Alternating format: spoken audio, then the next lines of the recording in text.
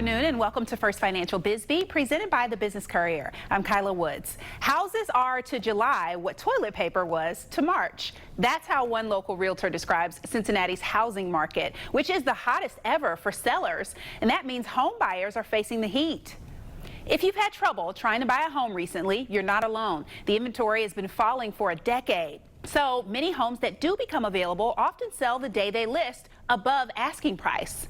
And that means prices have skyrocketed. So Courier reporter Tom Demaropoulos sat down with an expert, Lori Wellinghoff with Comey and Shepherd Realtors, who offered some tips for any potential buyers and sellers. Lori, thanks for joining us today. Thanks for asking. Yeah.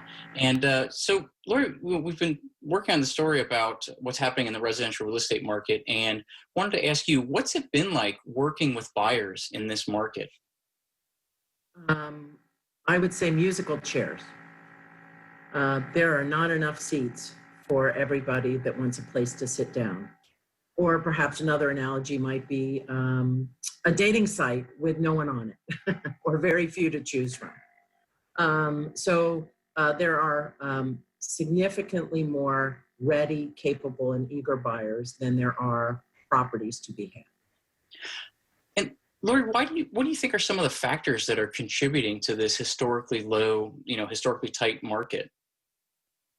Well, I think there are quite a few, and I've made them all up. So there isn't some magical industry trade magazine or organization that has come up with the aha conclusion, but I think it's an aggregation of factors that includes Gen X, Gen Y, Echo Boomers, Millennials, all decided to get a late start coming into the real estate market and spend their hard-earned money and their lives chasing experiences instead of the American dream of homeownership. So late bloomers and not putting a lot of pressure on the bottom. Then I also think that, 50 is the new 40, 60 is the new 50, 60 is the new 50, you get the idea. So what happens is a lot of people have said, hey, wait a minute, I'm not ready to downsize. I'm not, at 60 now, I feel happy. I'm not the same retiree that even a generation ago, that was, time to start thinking about another life stage. That's not coming now till people are reaching into their 70s. Therefore, no pressure from the bottom, no movement from the top, and you've got sort of this crush of not moving the market, not moving inventory off the shelf, if you will.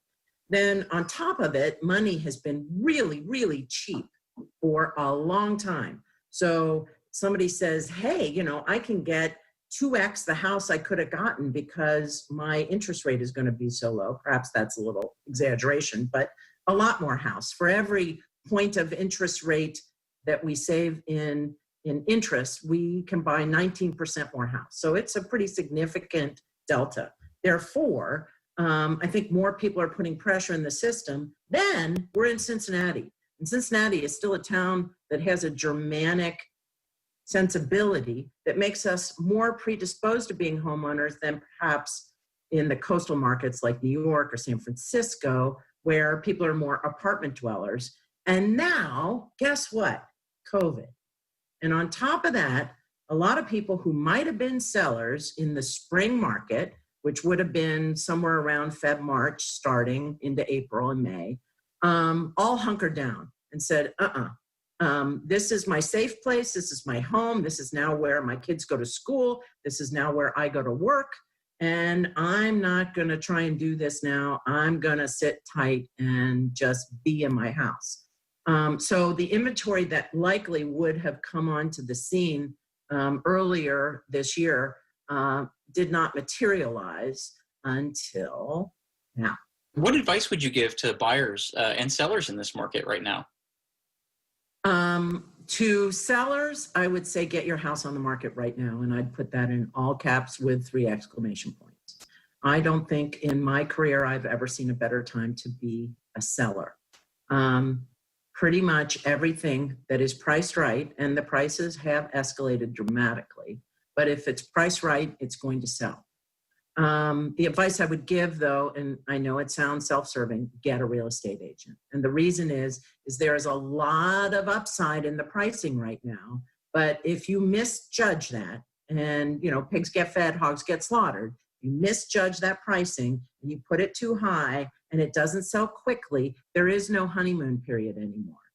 In a market that's over inventoried, your house can stay on the market for a long time because there's more sellers than buyers, and the buyers understand that ratio and give you slack as a seller for being on the market too long. But in a market that's this frothy, where it's musical chairs, you get the price wrong and your house sits, it becomes stigmatized absurdly quickly. And so you need somebody to help you understand how you can not leave money on the table, but also not get mispriced and put yourself in a very dark light. Understood. As far as buyers are concerned, I'm sorry, same advice. Get an experienced real estate agent who understands your market, and here's why. We have had numerous situations, where there have been 10 offers on a house in the first day. 10. And with terms that are crazy. And there is a playbook that an experienced agent knows how to work, that can put things into the contract that allows the shortest guy on the basketball team to win in a jump ball. But these are tactics that are learned through vast experience and understanding and being a good question asker of the listing agent. And understanding what's important to the seller and baking those things into the offer. And God willing, maybe even bringing your buyer to a house that hasn't even hit the market yet, that, we are constantly divining where's the secret source of this inventory. So once again, if left to your own devices, you don't have a coach on the sideline, and you're likely to get squished by someone like me. So you might want to hire someone like me. All right, Lori. Well, thank you so much for your time this morning. And this is something we'll sure to be keeping an eye on as homes continue to sell quickly. Kyla, back to you.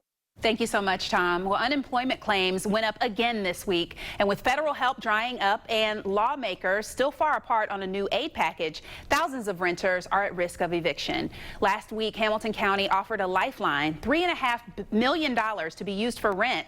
Thousands of people applied on the first day, so the county is doubling that amount to $7 million. We need to rearrange some of the funding through the CARES Act to address what we know is one of the greatest needs in our community. County commissioners are also making $7.5 million available to small businesses. The surge in coronavirus cases is forcing changes to nightlife. In Ohio, bars have to stop serving alcohol at 10 o'clock, and they're shut down in Kentucky. And restaurants are limited to 25% capacity indoors. Brittany Ruby Miller runs 2 Jeff Ruby restaurants in Kentucky. She says there's no data to support those restrictions, and local health departments have not traced any COVID spread to restaurants. We need to see the data, and we know the data's not there.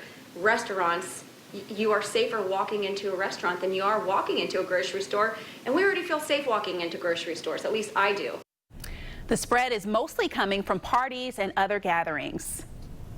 Well, Goodfellas is opening another location for you to grab one of those huge New York slices of pizza. Their third local spot is at the corner of Montgomery and Ridge in Pleasant Ridge. The pizzeria is on the bottom floor, the Wise Guy Lounge upstairs. The building was once a hotel, and the owners wanted to restore that aura and add some New Orleans flair with a second floor patio space. We wanted to bring back the feel of a hotel bar upstairs. So it's kind of designed like a hotel bar on where the bar is.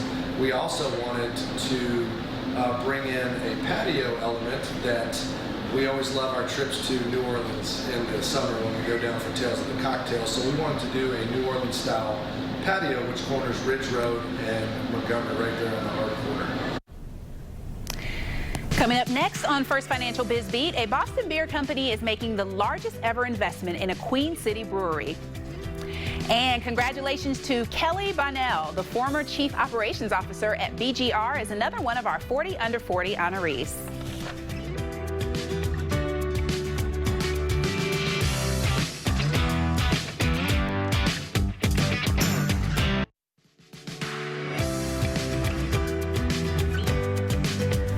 A massive expansion is about to get underway at the Sam Adams Brewery in the West End. The $85 million project will allow the Boston-based beer company to quadruple its production locally, and it will add 110 jobs. Founder Jim Cook grew up in Mount Lookout. He says Sam Adams' roots are in Cincinnati. Its flagship Boston Lager is made from an old family recipe he found in his father's attic.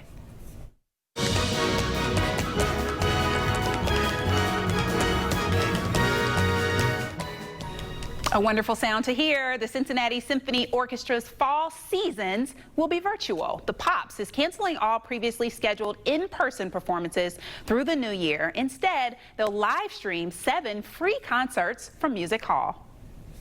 Playhouse in the Park is also delaying its season. Their return will include a new spin on an all-time classic. Artistic director Blake Robinson talked about that with Courier Market Engagement Director Kelly Snyder. Thanks so much, Kyla. Blake, thanks for being here. My pleasure, Kelly. Thanks for inviting me. Yes. So you recently announced some changes to the 2021 season. So tell us a little bit about what you have planned. That's right. In response to the COVID-19 pandemic, we thought it was wise to start our season a little bit later than normal.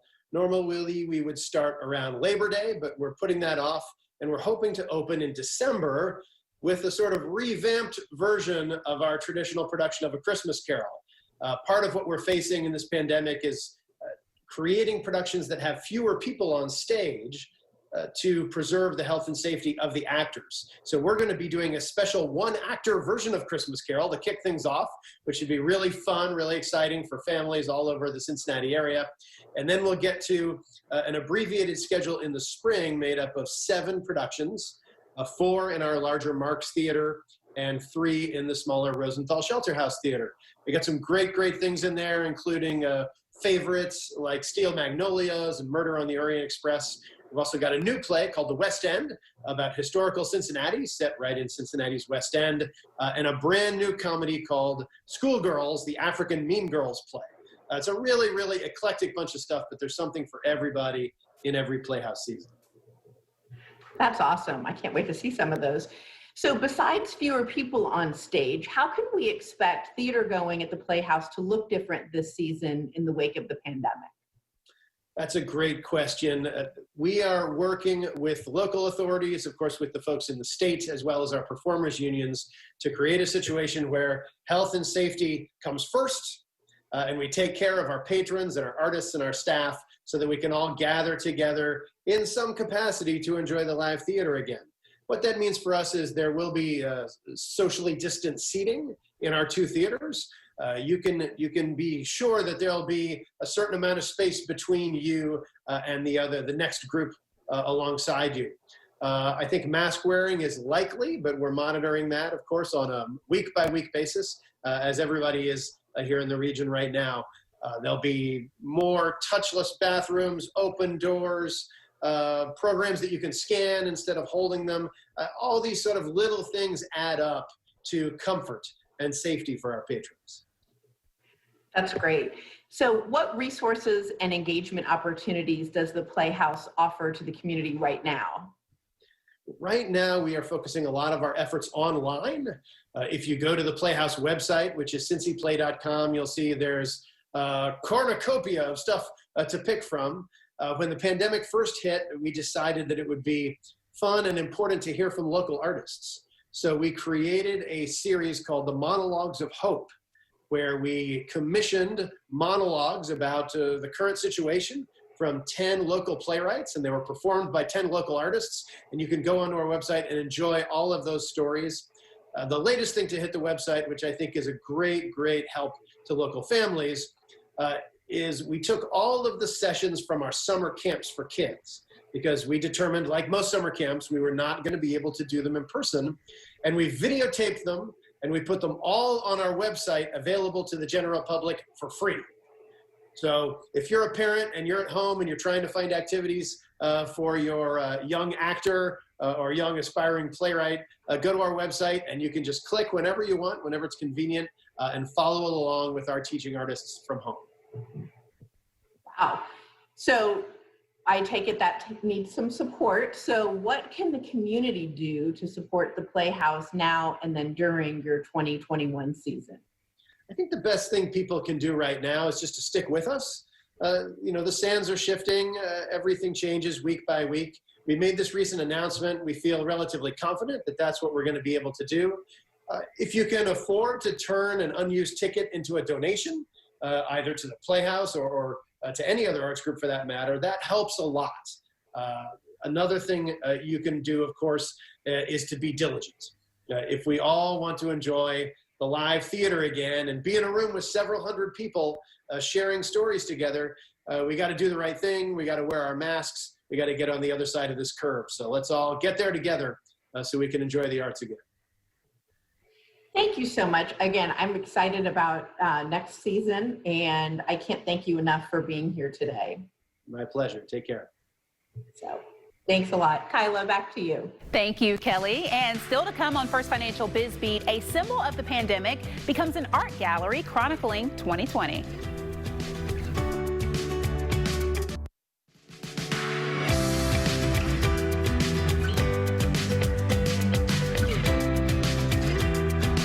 Well, masks are the symbol of 2020, and a local art collector is turning them into a living document of a painful year. The idea came to Sarah Vance Waddell when she noticed artists creating handmade masks for frontline workers. So she put out a call on social media, and soon a small collection became a large exhibit with dozens of original masks from around the country. She says it's a way of finding beauty during a pandemic. Collecting these exemplary masks from artists all over the world, just how unique and different they were. It was just really special. And honestly, it became like an obsession. And I just felt like the more I got in, the better it was. And so it's just been a labor of love to collect them. The Masks We Wear is on display at Pendleton Street Photography. And the key to maximizing the impact and success of a nonprofit is strong leadership. One local organization is doing that by developing a pipeline of racially diverse leaders. Jenny Berg, the executive director of Leadership Council for Nonprofits, talked about how they do that with Courier publisher Jamie Smith. Thank you, Kyla. Jenny, thanks for being on BizBeat today. I want to start off by letting our viewers know what the mission of Leadership Council for Nonprofits really is. Well, thanks, Jamie, for letting me to be here. The mission of Leadership Council is very simple. We maximize the impact of nonprofit organizations, develop their leaders, and strengthen the community. So we've been around for over 40 years doing that. That's incredible. Now let's talk a little more specifically about the BOLD initiative, which I think stands for Board Orientation and Leadership Development. It's been around for a long time, but talk about that initiative. Yes, so BOLD has been around under the auspices of United Way of Greater Cincinnati, and they ran the program for 28 years. And as they were making transitions in their own organization, we reached out and said we really felt like BOLD would be a great avenue for us to develop our board leaders. We work so much with our nonprofits, and one of their pain points and good possibilities are their board members. And so we felt strongly that we were correctly positioned to take on the BOLD program from United Way and build on the great foundation that they had laid for 28 years. So we took it over in the spring of 2019 and had our first two classes in the end of the fall and winter of 2019. And then we all know what hit next. Well, you're getting ready to launch a class next month, I believe. Can you talk a little bit about the type of members that you see going through the class, the type of businesses they represent? I know it's very exciting that there's a lot of minority representation and a lot of young leaders. So I think this is the future of Cincinnati. We've been reaching out, trying to really broaden the reach of those we feel would be interested in nonprofit leadership. And we want to make sure we're looking in every corner and inviting folks. So we've reached out to the police department. We've had police departments officers in our class before. We've reached out to the big companies as well as the smaller companies, the family-owned businesses, minority organizations, and we have a wide variety of organizations. We have financial institutions, wealth managers, insurance companies, but also small organizations. And we have, of our 42 people in our class this year, There is a 40% minority representation, which is great. That is our objective, to try to have at least half the class, and we're working towards that goal as we continue. And that's what we hope our Bold 4 class will be, which starts in October. But we are thrilled with with this incoming class and doing a lot of fun things to trying to move to that virtual environment that we're all working towards at this point. Yeah, absolutely. So I'm assuming, I sit on about 7 boards here at the Courier, and I know many of the boards have trouble finding board members. And when I say having trouble finding them, oftentimes it's just they're looking to be more diverse, and by I don't necessarily just mean race. I mean industries that they represent, ages that they represent. Are you seeing that is a challenge? Does a program like this help us get out of that? Yes, it is a real challenge. We hear from so many of our board, and because Leadership Council as a network, we have over 200 agencies within us. So we know them all very well, so we can help make that personal connection to our folks going through Bold. We can say, we do a lot of work with them on what their passions and their strengths are, and then try to help them match. And we have our Bold Steering Committee, which is made up of alumni that plays a role in that before, during, and after the program to help them get matched. We get a lot of emails and phone calls. I need a board member with this. Do you have anybody? So our goal is to really develop a diverse pipeline of educated leaders who really are ready to be servant leaders in our community. So we are very optimistic with being able to make a difference here. Well, thank you so much for your leadership and the organization, as well as this initiative. I know our anchor, Kyla Woods, is involved, so that's exciting. So thank you so much for being on, and we'll keep listening to how the program goes and hopefully have you on again. Thanks, Jamie. We'll look forward to it. Thanks. Bye-bye. Back to you, Kyla. Thank you, Jamie. Appreciate that shout out. I'm very excited about the Bold program. Well, thank you for joining us for First Financial Biz Beat. For business news around the clock, make sure you visit CincinnatiBusinessCourier.com. Follow us on Twitter and Facebook and sign up for our daily emails. I'm Kyla Woods. Have a wonderful and safe weekend.